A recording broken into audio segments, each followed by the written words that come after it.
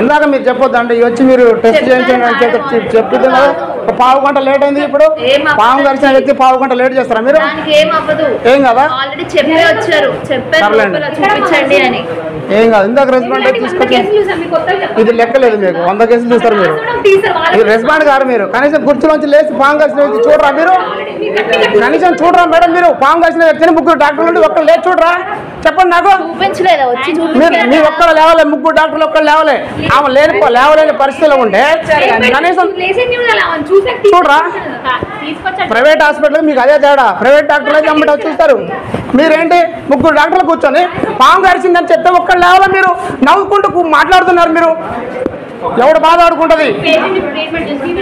ఏం treatment madam? ఇందాక ఎందుకు చేయాలి? టెస్ట్లు ఎందుకు చెప్పలే?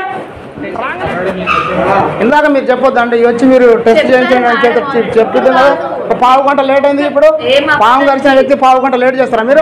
ఏం కదా, ఏం కాదు. ఇందాక రెస్పాండ్ అయితే తీసుకొచ్చి ఇది లెక్కలేదు మీకు. 100 కేసులు చూస్తారు మీరు. ఇది రెస్పాండ్ గారు మీరు కనీసం కుర్చీలోంచి లేచి పాము కలిసిన వ్యక్తి చూడరా మీరు?